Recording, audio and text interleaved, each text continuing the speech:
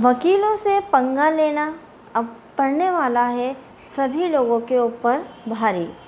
अगर किसी वकील या उसके परिवार के किसी सदस्य को परेशान किया जाएगा तो व्यक्ति को 5 साल की सज़ा और 10 लाख रुपए तक का जुर्माना भरना होगा। और ये जो ड्राफ्ट अभी तैयार हुआ है, ये वकीलों की सुरक्षा के लिए तैयार किया गया है बार काउंसिल ऑफ इंडिया के द्वारा। ये विधि का रूप नहीं ले पाया है अभी केवल एक ड्राफ्ट तैयार किया है और इस ड्राफ्ट को जो है विधि बनने में समय है। तो आज का हमारा जो विषय है वो है वकील से पंगा लेना अब भारी पड़ेगा, 5 साल की सज़ा, 10 लाख तक का जुर्माना। वकीलों की सुरक्षा के लिए कानून का ड्राफ्ट तैयार है। इस चर्चा को आगे बढ़ाने से पहले चैनल को सब्सक्राइब करें और लेटेस्ट अपडेट के लिए बेल आइकन को क्लिक करें। 2 जुलाई 2021 को बार काउंसिल ऑफ इंडिया ने अधिवक्ता संरक्षण विधेयक 2021 का मसौदा जारी किया। अधिवक्ताओं और उनके परिवारों द्वारा सामना की जाने वाली समस्याओं को ध्यान में रखते हुए इस मसौदे को तैयार किया गया है और इस विधेयक को तैयार करने के लिए 7 सदस्यीय समिति का गठन किया गया था। 7 लोगों की एक समिति बनाई गई थी और उन समिति ने ये पूरा मसौदा तैयार किया है। देश में वकीलों पर होने वाले हमलों से उन्हें सुरक्षा देने के लिए कानूनी उपाय किए जा रहे हैं। इसी बाबत एक कानून लाया जा रहा है, वकीलों की सुरक्षा और सुरक्षा के विधेयक के मसौदे को। अब बार काउंसिल ऑफ इंडिया ने सभी स्टेक होल्डर्स की राय के लिए इसे सार्वजनिक कर दिया है और 9 जुलाई तक सभी लोगों से इस विषय पर राय, सुझाव और प्रतिक्रिया मांगी गई थी। जैसा वर्तमान की परिस्थितियों में हम देख रहे हैं कि वकीलों पर आए दिन हमला होता है। कोई भी वकील पर हमला कर देता है, चाहे वो क्लाइंट हो, केस हार गया हो तो वो वकील पर हमला कर देता है, आम नागरिक है वो भी वकील पर हमला कर देता है। वकील और उसके परिवारों को इन हमलों से बचाने के लिए ही बार काउंसिल ऑफ इंडिया ने ये मसौदे को तैयार किया है। ये विधेयक नहीं है, विधि का रूप अभी इसने नहीं लिया है, केवल ये अभी मसौदा है। 7 विशेषज्ञों की कमेटी ने तैयार किया बिल का खाका। हाल के वर्षों में वकीलों पर किए जा रहे हमलों की बढ़ती घटनाओं के मद्देनज़र 7 विशेषज्ञों की कमेटी ने बिल का खाका तैयार किया है। कमेटी में सीनियर एडवोकेट और वकीलों से जुड़े संस्थानों और संगठनों के कई अनुभवी पदाधिकारी जो थे वो सम्मिलित थे, जिन्होंने इस मसौदे को तैयार किया है। कौन कौन लोग इसमें समिति में सदस्य के रूप में शामिल थे उनके बारे में हम देखते हैं, जानते हैं। उससे आपको इस बात का अंदाज़ा हो जाएगा कि इस मसौदे को कितने अच्छे तरीके से बनाया गया होगा, क्योंकि काफ़ी अनुभवी लोग इस समिति में सम्मिलित थे। वो वकीलों की भलाई ही करना चाहेंगे। Shri S Prabhakaran, senior advocate, vice chairman bar council of India. Shri Devi Prasad Dhaul, वरिष्ठ अधिवक्ता, कार्यकारी अध्यक्ष bar council of India trust. Shri Suresh Chandra Shrimali, सह अध्यक्ष bar council of India. Shri Shailendra Dubey, सदस्य bar council of India. Shri A Sami Reddy, कार्यकारी उपाध्यक्ष bar council of India trust. Shri Srinath Tripathi, सदस्य बार काउंसिल ऑफ इंडिया और श्री प्रशांत कुमार सिंह, सदस्य बार काउंसिल ऑफ इंडिया। ये सदस्य थे जो इस समिति में शामिल थे। अब प्रश्न ये उठता है कि मसौदा तो तैयार हो गया है, अब बिल बन गया है, तैयार हो गया है, पर ये विधेयक कैसे बनेगा? तो इसको आगामी संसद सत्र में पेश किया जा सकता है। बिल पर देश भर के वकीलों, उनसे जुड़े संस्थाओं, संगठनों की प्रतिक्रिया, सुझाव और बदलाव के प्रस्ताव पास किए जाएंगे। पहले प्रस्ताव पास होगा, लोगों से सुझाव मांगे जाएंगे, प्रतिक्रियाएं मांगी जाएंगी। अब लोग कौन? आम जनता नहीं, देश भर के वकीलों से जुड़ी संस्थाओं से, संगठनों से, उनसे प्रतिक्रियाएं मांगी जाएंगी, सुझाव मांगे जाएंगे और उनके सुझाव और प्रक्रिया में अगर कुछ बदलाव का प्रस्ताव आया तो उस बदलाव को किया जाएगा।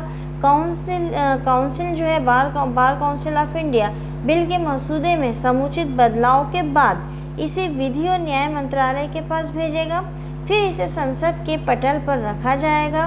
उम्मीद तो ये की जा रही है कि 19 जुलाई को जो शुरू होने वाला संसद का सत्र है उसमें इसे चर्चा के लिए पेश कर दिया जाएगा। इसके मुख्य प्रावधान की अगर हम बात करें तो इसमें सबसे पहले हिंसा की परिभाषा की बात करते हैं। विधेयक की धारा 2 के तहत अधिवक्ता की परिभाषा दी गई है और इसकी परिभाषा में अधिवक्ता वही है जो कि अधिवक्ता बिल 1961 में है। वहाँ अधिवक्ता का अर्थ जो है वो उस बिल के प्रावधानों के तहत रोल में दर्ज किया गया वकील है। रोल में दर्ज यानी बार काउंसिल के जो नियमावली है या उनका जो रोल चल रहा है उसके अंदर उन्होंने जो दर्ज वकील हैं, जैसे आप वकील बनते हैं तो बार ऑफ काउंसिल में आप अपना नाम दर्ज कराते हैं, फॉर्म फिलअप करते हैं, जो भी उसकी प्रोसेस है वो सारी करते हैं, फिर आपका नाम वहाँ पे दर्ज हो जाता है तो तब आपके पास सनद आती है और आप वहाँ के वकील कहलाते हैं। तो विधेयक के अनुसार भी जो बिल बन रहा है उस बिल के अनुसार भी वही वकील है और इसी अधिनियम के अंतर्गत हिंसा के कृत्यों को जो परिभाषा दी गई है वो परिभाषा है निष्पक्ष और निडर मुकदमेबाजी की प्रक्रिया को पूर्वाग्रह या पटरी से उतारने के इरादे से अगर अधिवक्ताओं के खिलाफ कोई अत्याचार किया जा रहा है या कोई कार्य किया जा रहा है तो वो सभी कार्य जो हैं वो हिंसा के कार्यों में शामिल होंगे। कौन से? जो एक वकील को निष्पक्ष होकर, निडर होकर मुकदमेबाजी केस लड़ने से रोक रहे हों या वकीलों को ये चाह रहा हूँ कि वो जो व्यक्ति धमकी दे रहा है, उत्पीड़न कर रहा है, उसके इशारों पर वकील कार्य करे, तो ऐसे सारे कार्य जो हैं वो हिंसा की परिभाषा में आएंगे। अब वो कौन कौन सा कार्य हो सकते हैं? वो कार्य धमकी, उत्पीड़न हो सकता है, जबरदस्ती हो सकती है, हमला हो सकता है और दुर्भावनापूर्ण अभियोजन हो सकता है, वकील के ऊपर आपराधिक बल का उपयोग हो सकता है, उसको किसी भी प्रकार से कोई नुकसान पहुंचाना, चोट पहुंचाना आदि ये सभी हो सकते हैं जो अधिवक्ताओं के रहने और काम करने की स्थिति को संभावित रूप से प्रभावित करते हैं। इसमें संपत्ति का नुकसान या क्षति भी शामिल है। ये अपराध संज्ञेय और गैर जमानती अपराध कहलाते हैं। अगर हम कोई वकील को परेशान करें तो उसकी सज़ा और मुआवजे का जो प्रावधान इस बिल में मसौदे में किया गया है वो क्या है? धारा 3 और 4 जो है वो सज़ा और मुआवजे के बारे में बात करती है। सज़ा यहाँ कितनी है? 6 महीने से शुरू होगी और अधिकतम 5 साल तक की हो सकती है, यानी मिनिमम 6 माह, अधिकतम 5 साल। और अगर बाद के अपराध और होते हैं तो उसमें 10 साल तक का सज़ा का प्रावधान हो सकता है। अगर जुर्माने की हम बात करें तो 50,000 रुपये से शुरू होता है और 1 लाख रुपये तक का जुर्माना लग सकता है। और बाद के अपराधों की अगर हम चर्चा करें तो 10 लाख रुपये तक का जुर्माना लगाया जा सकता है। ये बिल अदालत को वकीलों के खिलाफ किए गए अपराधों के लिए मुआवजा देने का अधिकार भी देता है। अब हम बात करते हैं कि इसकी जांच जो है वो कौन करेगा। जो पुलिस के ऊपर हमला हुआ है उसकी जांच कौन करेगा? एसपी के ऊपर के स्तर के अधिकारी जो हैं वो जांच करेंगे और पुलिस सुरक्षा प्रदान की जाएगी। बिल में ये प्रस्ताव किया गया है कि इन अपराधों की जांच, अगर कोई वकील को धमकाता है, डराता है, मारने की धमकी देता है, मारपीट करता है, तो इन सारे अपराधों की जांच जो है पुलिस अधीक्षक यानी कि एसपी के नीचे के लेवल का व्यक्ति नहीं करेगा। एसपी के ऊपर के स्तर का अधिकारी जो है वही इसकी जांच करेगा। प्राथमिकी दर्ज होने के 30 दिनों के भीतर जांच पूरी की जानी चाहिए और इस विधेयक में न्यायालय द्वारा उचित जांच किए जाने पर अधिवक्ताओं को पुलिस सुरक्षा के अधिकार का भी प्रस्ताव किया गया है।